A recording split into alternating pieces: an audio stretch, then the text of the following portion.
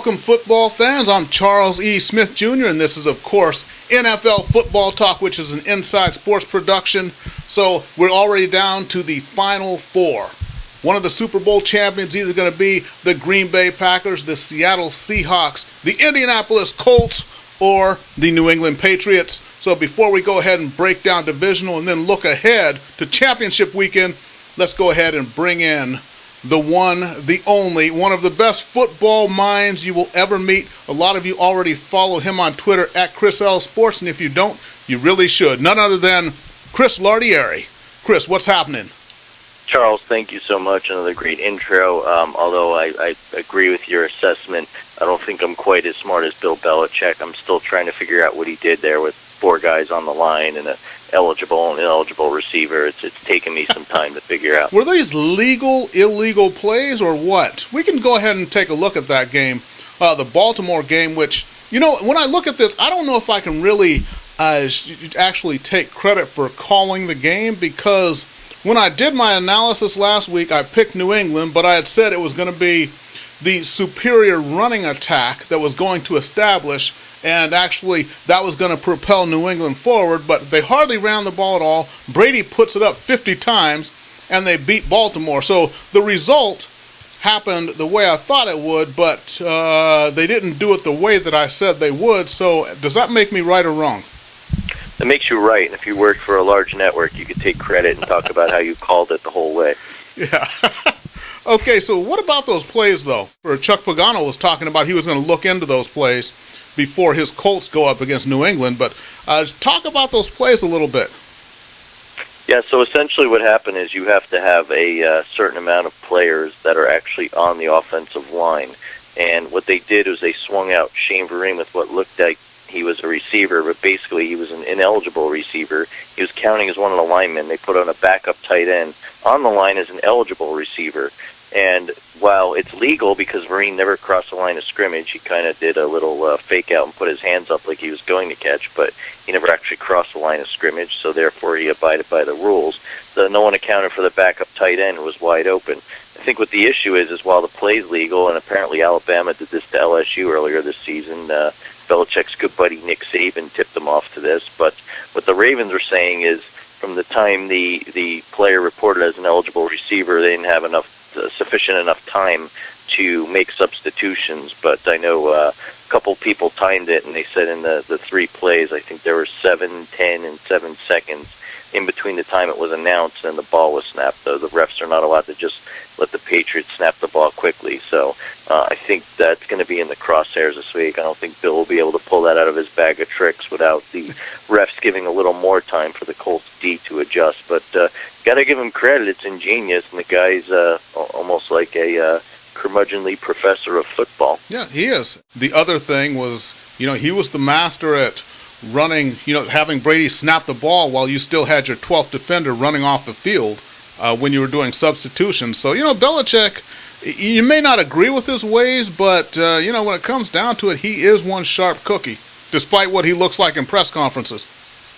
Yeah, or even on the sideline with his hood.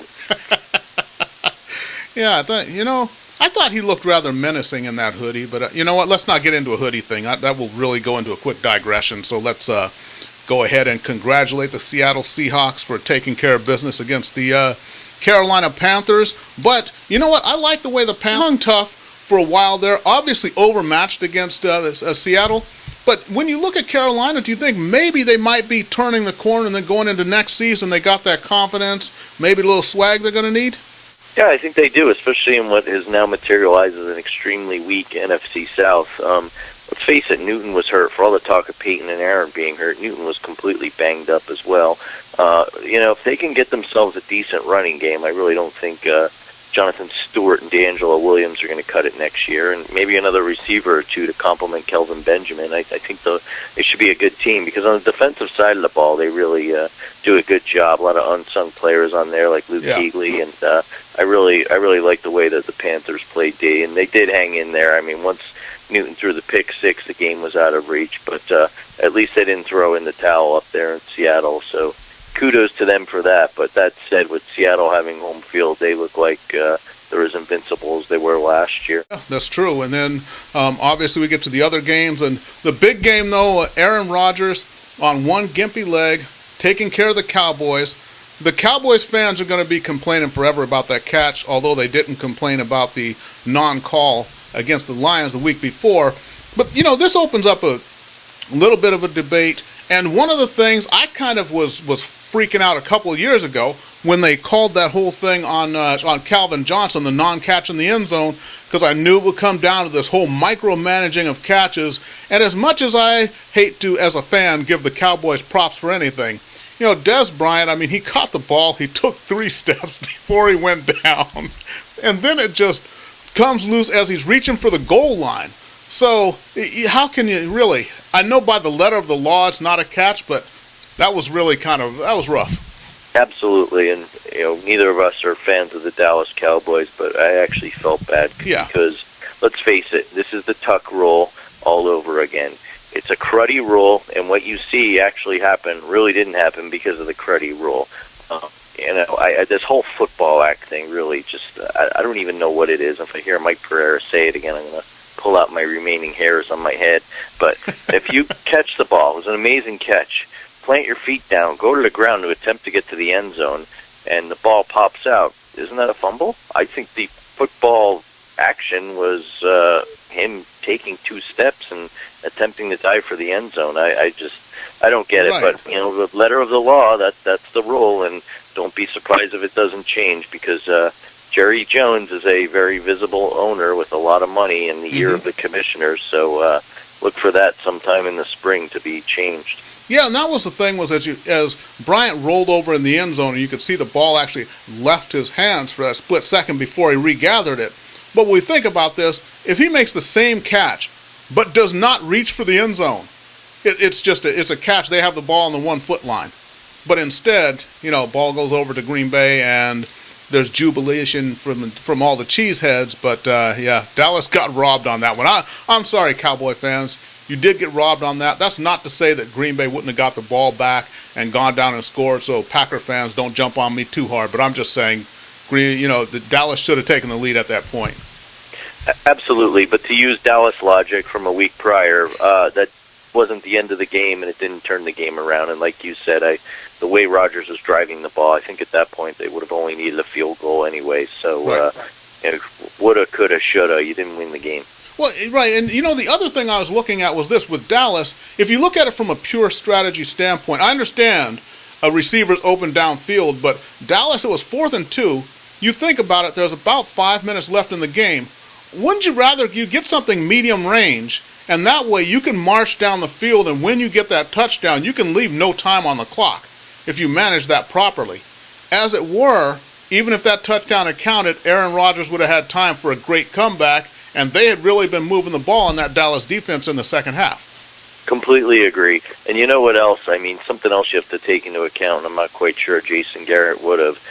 Why are you throwing to the sideline? If you only need 2 yards, keep it in the middle of the field. I know you're driving, you're trying to take the lead, but you do not want to leave a lot of time on the clock. Right, the clock is your friend. Yeah. It's a secondary consideration. So by just seeing the play as it materialized, I thought, well, this is really dumb that he's throwing a bomb on 4th and 2, and rule or not, interpretation or not, it ended up being dumb, and I don't think Garrett's gotten enough heat for that. Secondly, DeMarco Murray fumbling when the Cowboys could have easily gone in for a score, and to our credit, to pat ourselves on the back, we said DeMarco Murray's hand, could it be an issue here in the playoff? Maybe it was. And you know what, you think about that, if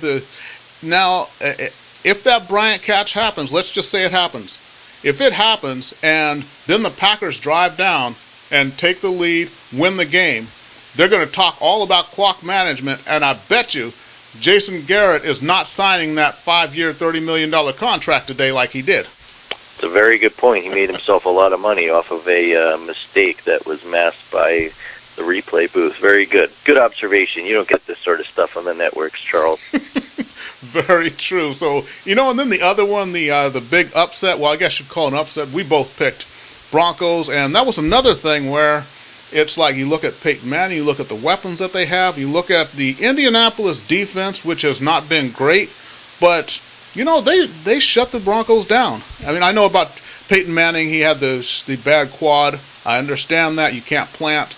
The energy comes up, and then you twist that, it comes from the ground. I understand all that. However, that was really, they looked really rather impotent, let's go ahead and call it that, in that game against the Colts. I thought it would be more of a battle than that.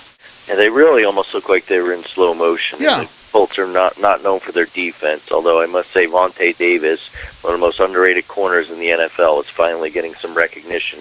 Played a terrific game against the Broncos, and they're going to need him this week against New England. I think secondarily, the much ballyhooed Denver D, where they John Elway put a lot of the free agent money this past offseason, really didn't show up, and Andrew Luck's really moving from a boy to a man in the NFL. He's really making strides, and the torch is being passed to the next great quarterback. Denver's not an easy place to win on the road, and there are many opportunities for them to give that game back away, and they did, and he made the plays when he needed to. And nice Hakeem Nicks sighting. I'm glad he finally showed up. First time in a while. Yeah, and you know what I thought, though, was still, if you look at that game, you'd think with the Colts winning like they did, it would be a case where, were they able to run the ball more effectively than they had? Not really. I mean, Boom Herron, their big back there, I think he averaged less than 3 yards a carry. So I don't see why DeMarcus Ware and Von Miller couldn't. That was the whole thing of them getting the pressure on Andrew Luck. I thought that would be the difference in the game, because the Colts still, even with Manning injured, the Colts came into that thing one-dimensional, and everyone knew it, and they still couldn't stop it, with Luck having no option but to pass, really. That run game of the Colts is still really pretty bad. Yeah, it really is. That makes the win even more impressive in light of what Luck did. And Charles, I got a little trivia question for you. What do Trent Richardson and the two of us have in common? Neither of us ran a play on Sunday? Yeah, for the Colts, exactly. Yep. And let's compare, great quarterbacks and performances and being gimpy. Look at what Rodgers did against the Cowboys. Then you look at what Peyton did against the Colts. So Rodgers, I got to, for gutting it out, one leg, and Rodgers didn't run once. You look at that, you knew he was hurt, and he had to stay in the pocket. And that's why, kids, we always tell you out there, these running quarterbacks, they always get get the ESPN highlights. And every time a quarterback takes off on a 20-yard run, all the announcers, John Gruden, wind up saying, this is why you got to have a running quarterback these days. The game is changing. If you can't do this, then you can't win. No. If you can't pass from the pocket, you're not going to win. That's it. Rodgers stayed in the pocket all day, carved up the Cowboys' defense. That's how they won. Done deal. Absolutely. And I like your John Gruden impression. It's come a long way. I completely agree. And it's good to have a quarterback that can move. You don't want to be a sitting duck back there like Peyton. Yeah, I look at Roethlisberger. Guy's huge, but he's got quick feet and can move around the pocket. Same with Rodgers. But look at the digressing a little bit. Look at the national championship game last night with Mariota and Jones. They're very athletic quarterbacks, but did you see some of the hits they were taking outside of the pocket? Right. It's only going to get worse in the NFL for those guys. So you really do need to learn how to stay in there and release the ball at the very last minute and take a hit. Yeah, and I think it's a difference, being a running quarterback versus being a mobile quarterback. And also it comes down to the whole difference between speed and quickness. So if you're quick, you have those really nimble feet. You can make those defenders miss and buy yourself that extra second or second and a half in the pocket to find an open receiver down there. That's really what you need. Anyone who can, just break contain every now and then and run for 15 yards doesn't really do you any good. You got to be able to pass in the pocket, find those guys downfield. That's it. That's the position of quarterback. You want to be a running back, hey, line up as a running back. Exactly, and you look now at the Final Four, and all four of those quarterbacks are that. I know the media loves to talk about how many yards Russell Wilson rushes for, but he's very similar. He's not a scrambler. He's very athletic and fleet of foot and can escape the pressure and can run if he needs to. And frankly, with the fact that the Seahawks passing game is not the most outstanding, he's had to run a little more, but first and foremost, the guy's a pocket quarterback. He played in a pro-style system at Wisconsin. He's not one of these scrambling guys, first and foremost. And look, he's heading back to the NFC Championship game, second year in a row. What about the coaching carousel? We touched on Jason Garrett signing the big deal. And some people were against that with the 5-year deal with Dallas. But, just touching on that, I think the key for Dallas is Jason Garrett, I'll go ahead and say he quote-unquote is the guy there in Dallas, but guaranteed if Dallas lets DeMarco Murray go in this offseason, they're going to be back down to an 8-win team. I can guarantee it. And you don't want to overpay for a running back, right? Given their short lives and careers, but you're going to need him. I mean, who are you going to go out there and get? Adrian Peterson, Ray great Rice, running back. Ray Rice. Oh God, yeah. I hear Janae is still taking the stairs. You know that? Oh, jeez, that was a bad one. Yeah, it was. But no, but really, I think they're backed into a corner. What are they going to do? Even if they do sign Peterson, he's not going to come on the cheap. And face it, criminal activities, whatever, switches, etc. He's got a lot of miles on him, so I don't think he's a viable option. So yeah, I completely agree with you because Romo's only going to last so long, and the reason they did so well this year is Murray ran all over the league. You look at the first maybe 10 games of the season, 11 games of the season, Murray took the pressure off of Romo, so Romo didn't get worn out in that part of the season. And then you come down to the end, and Murray is kind of running on fumes a little bit, and Romo is back to having to perform magic to try to win games again. So I don't know, maybe it was just kind of a brief flash here, and Dallas will be back to 8-8 next year, but you know what? We'll save that for our big preseason show in a few months. Yeah, the Cowboys have to still kind of wallow in their misery over this caller. Let's leave them alone for a little while. Yeah, that's true. And then the other things, I mean, Rex Ryan going to Buffalo now, and Todd Bowles. Todd Bowles is going to coach the Jets, so a little bit of shuffling going on. And then how about John Fox leaving Denver? So when you think about it, 4 division titles, went to the Super Bowl, and that was his second Super Bowl because he went with Carolina years ago. So Fox can coach. So I think that may have been, even though I think it was mentioned, they said that he and Elway disagreed on how to get over the top, so to speak, which I don't know what that could possibly mean. But I think it came down to there's probably something between Fox and Peyton Manning, I would think. Although I don't have any sources in Denver, but just a shot in the dark, I think it was about Peyton Manning and John Fox. I'll agree with you there. Fox preceded Manning, and Manning's owed a lot of money, and let's face it, money talks. And, if I were John Fox, I would probably disagree with John Elway's wild spending this offseason, too, because now they've got a number of question marks and people they need to sign, such as Julius Thomas. And if they do keep Manning, he's going to have a huge cap number. So probably for the best that he's leaving Denver. I think they're now going to begin a transition period where either they're going to have to shed some cap money or rebuild on the quick, because the team is not getting any younger and they really haven't drafted to fill their needs. Yeah, that's true. That's true. So, you know, without any further ado, do you think we should go ahead and get into championship weekend, which is kind of my favorite weekend of football because you get 2 mini Super Bowls in one day. That's on this coming Sunday. So, let's break them down as they come. And before we do that, though, you know, I always give you a chance here. Little nuggets of wisdom you would like to share with the group, Mr. Lardieri? Absolutely.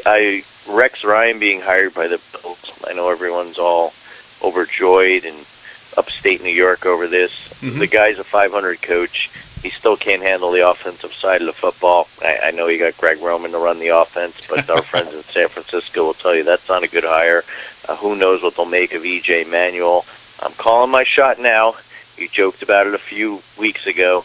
Do not be surprised if DeSantis works his way up the New York State Thruway to Buffalo. Signing him as a backup quarterback to reunite with his beloved Rex. I mean, Rex got his name tattooed on him, allegedly, right? So don't be surprised there. With the Jets, I'm impressed. I do like the Todd Bowles hire. I think he was an excellent defensive coordinator in Arizona. It's his time to get a job. Unfortunately, I don't know if this is the right job for him.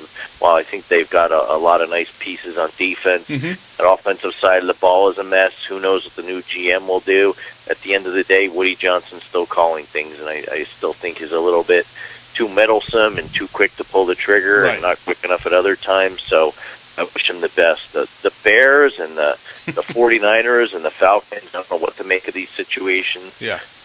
Mike Shanahan's still floating out there. Everyone thought he was going to get a job.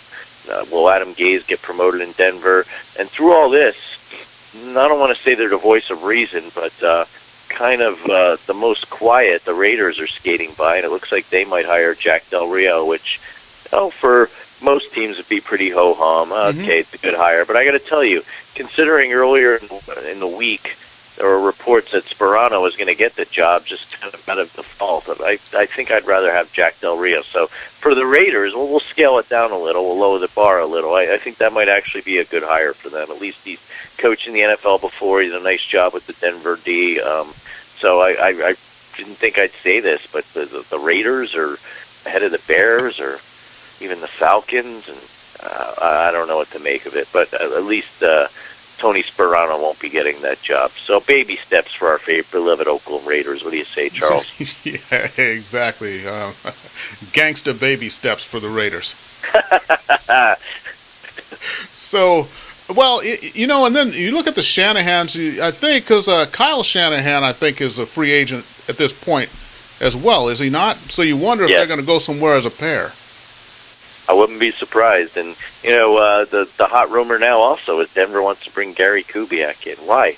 Guy's an excellent coordinator, I'll give you that. But I really think his time in Houston showed he's not much of a head coach. But right. He can probably stay in Baltimore. I'd rather work with Flacco than an aging Peyton. Okay, so you know what? Let's go ahead and get the games up. This is going to be Sunday, so starting at 12:05 p.m. Pacific time. The Green Bay Packers in Seattle to take on the Seahawks. NFC Championship game. And as we look at it, Packers beat Dallas last week. Seattle rolls over Carolina. We got to look at the the calf of Aaron Rodgers. That's not going to be healthy. Remember that Seattle beat a healthy Packers team in Week 1, 36-16. So what do you think about this one? I'll let you go ahead and break down the NFC, and I'll break down the AFC game. I'll let you make this call first. Sure. I really like the way Green Bay's played. However, I think the first half against Dallas exposed something you've hit on numerous times throughout the season. I'm not that impressed with their defense. And while I don't think Seattle's necessarily going to carve them up, I do think they're playing much better offensively than they were in the middle point of the season.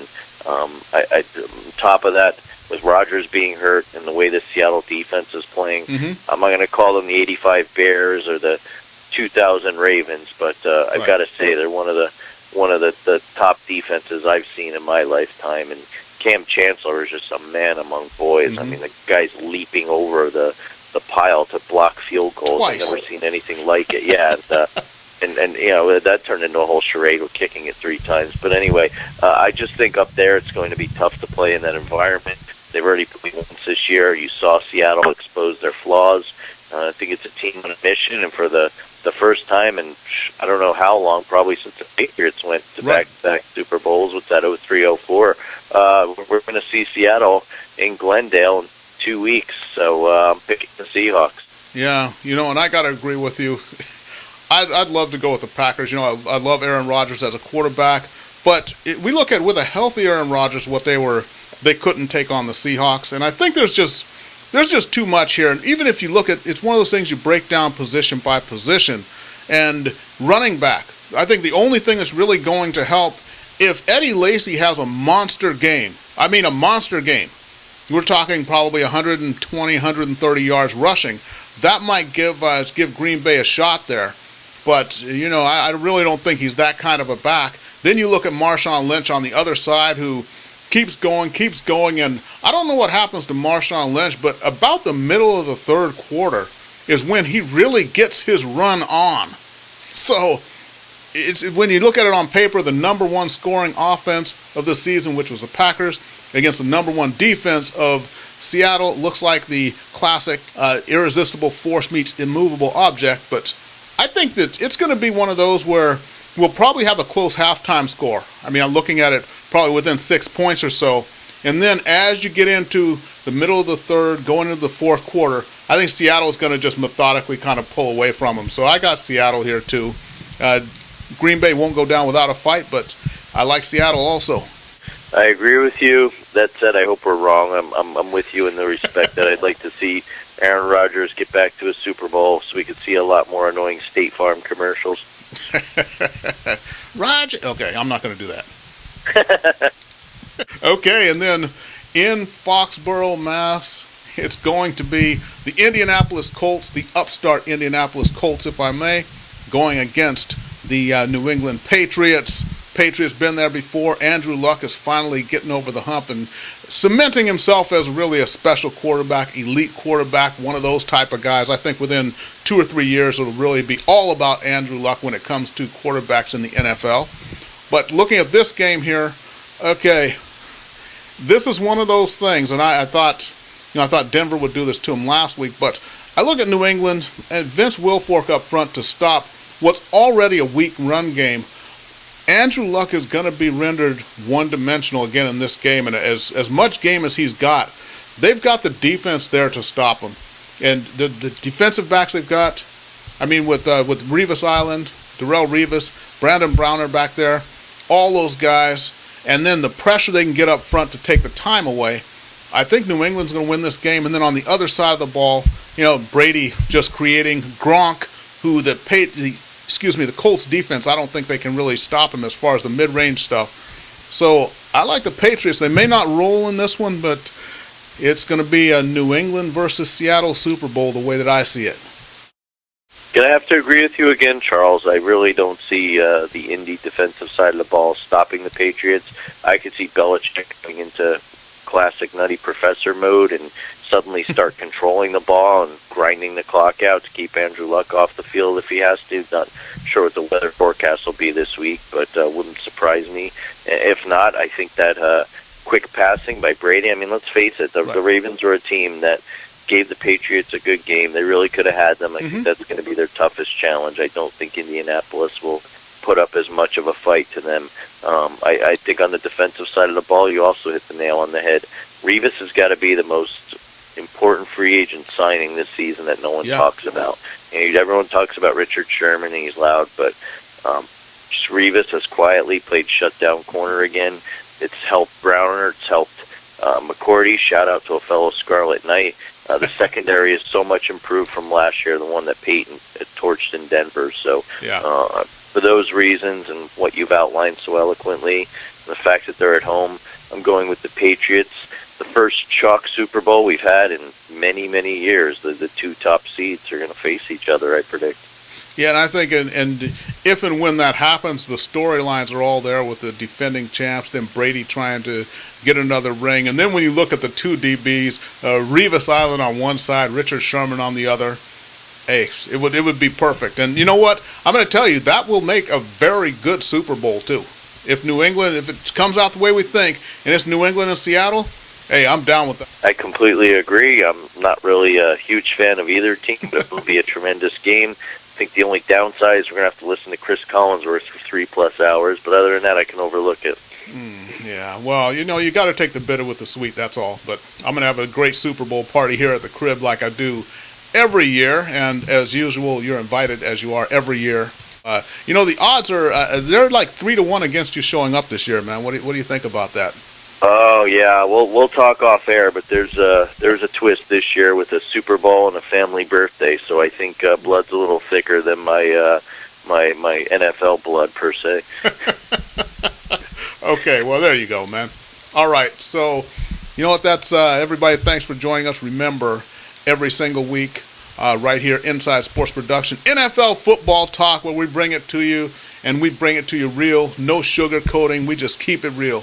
That's how we roll here. Any final words there, Mr. Lardieri? Yeah, by this time next week, when we do our next show, do you think John Fox will have a job? And if so, where? I think the coaching carousel is getting as interesting as the season itself with all the twists and turns. Yeah, I know. And you know what? They said that, Fox did not get fired, so to speak. It was a mutual parting of the ways. And even when you look at when they asked Peyton if he was going to be back, and he named all these things, and he talked about the coaching situation even before the Fox thing happened. So, something was in the air there. But I think Fox you look at his resume, he's been to 2 Super Bowls with 2 different teams. He got the Carolina Panthers to the Super Bowl. Come on, man. Anyone who does that, you got a coaching job wherever you want. So I think, maybe he winds up in Chicago. Maybe so. I don't know, but I wouldn't take that job. But, But yeah, I think by this time next week, Fox definitely has a job. Yeah, I'm going to be myopic here, and the Giants fan in me is going to come out. Now, while I don't want people to lose their jobs, it's clear Coughlin's on a short one-year leash. I'd love to see the old Giants defensive coordinator come back to the Meadowlands next year. Take a year off, John. Do some TV or relax or golf or whatever it is you do. Did the Giants get a new defensive coordinator yet? Oh, they're interviewing Steve Spagnuolo today. They interviewed Raheem Morris, which I don't even know why the guy got an interview. Thankfully, I heard it didn't go well. The former Buccaneers coach, who's now at the Redskins. Pepper Johnson's being mentioned. So, not quite sure, but would be nice to say what would the Fox say next year for the Giants. Oh, you had to do that, didn't you? Sorry. I have kids. It's not my fault. Well, maybe he would. I don't know if he would consider, but why not go back? Spend a year as a defensive coordinator there, and basically, if the Giants or Coughlin or some combination thereof fall on their face again, then he moves up. If Coughlin would be comfortable with that, Yeah, A, no, and B, I'm going to play John Fox's agent right now. I don't know his name, but I'll just do a quick impression. My client's not going to do that. If Rex Ryan doesn't have to settle for a defensive coordinator job, my client who's been to 2 Super Bowls and won 4 straight AFC West division titles sure as hell won't. I agree with you, sir, but thank you for coming into the office today. Have a nice day. All right, everybody, remember, follow Chris on Twitter at Chris L Sports. Follow yours truly on Twitter at The Inside Sports. So for Mr. Chris Lardieri, I'm Charles E. Smith Jr. signing off. Remember, it's NFL Football Talk, which is an Inside Sports production. Thanks to everybody for watching, and we'll be back next week.